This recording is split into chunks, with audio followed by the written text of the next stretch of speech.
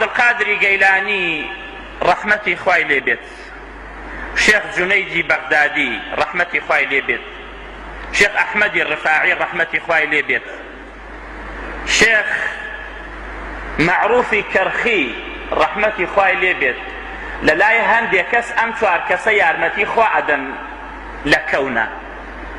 ئەم چوار کەسە پێوتری ئەلئەقطاب الئەربعە، زۆرتان بیستتانە. ئەم ئەقطاب الئەربعە ئەم چوار کەسە شتیان بەدەستە، هەچەنە وەکو 700 ساڵ بەلەیسە وەفاتیان کردووە. ئەمانە شتیان بەدەستە لەگەڵ خوا یارمەتی خوا ئەدەن. سبحان الله. لەو شیرکە تخوا ئەگەر ئەوە شەریک بۆ خوا قەراردان نەبێت ئێتر چی شیرکە؟ ئەمانە کاکە تەسەڕوفیان بەدەستە لە دنیادا، ئەتوانی بە مناڵ بڕۆی جارێ بچۆ لای قەبرەکەی سوژدەیەکی بۆ بەرە، ئەمجا داوای مناڵ بکە کاکە لە دوورەوە هاتمە و چەند ساڵە مناڵم نییە و بەشکم لای خوا، من تاوانبارم، لە لای خوا بووم بپاڕیتەوە. ئەوە بیر و باوەڕیان وایە کە ئەم چوار زاتە مبارەکە ڕەحمەتی خوایان لێ بێت، یارمەتی خوا ئەدەن. خوا ئەمە بەس لە عێراق، نەک لە مەسر و لە مەغریب و ئەوانە هینتر هەیە.